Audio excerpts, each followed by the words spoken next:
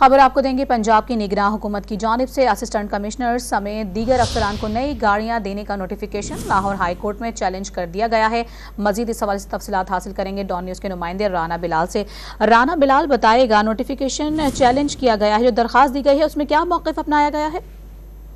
جی دیکھیں، اس درخواست میں نگران پنجاب حکومت میں دیگر کو فریق بناتے ہوئے یہ موقف اختیار کیا گیا ہے کہ یہ عوامی پیسہ عوام کی فلاح و بہبود پر استعمال کیا جانا ہے اور معاشی طور پر ملک کی حالت جو ہے وہ نازک ہے اور معیشت مستحکم ہونے کے بعد ایسی مراحل جو ہیں وہ افسران کو دی جا سکتی ہیں۔ درخواست میں یہ بھی کہا گیا ہے کہ نگران حکومت صرف روزمرہ کے جو معمول کے معاملات ہیں اس کو چلا سکتی ہے۔ نگران حکومت کے پاس عوامی مینڈیٹ نہیں ہے، وہ پبلک فنڈز کو استعمال نہیں کر سکتی، اس لیے لاہور ہائی کورٹ افسران کے لیے نئی گاڑیاں خریدنے کا جو نوٹیفیکیشن ہے اور جو پروسیس ہے اسے کالعدم قرار دے۔ یہ درخواست شراز الطاف کی وساطت سے مدثر چودھری ایڈوکیٹ نے لاہور ہائی کورٹ میں دائر کی ہے، جس میں انہوں نے موقف لیا ہے کہ نگران حکومت کے پاس ان فنڈز کو استعمال کر کے گاڑیاں جو خریدنے کا مینڈیٹ نہیں ہے، اس لیے گاڑیاں خریدنے کا جو پروسیس ہے اسے کالعدم قرار دیا جائے اور فوری طور پر جو نوٹیفیکیشن ہے اسے بھی سسپینڈ کیا جائے۔ جی بہت شکریہ رانا بلال، آپ تفصیلی طور پر آگاہ کر رہے تھے۔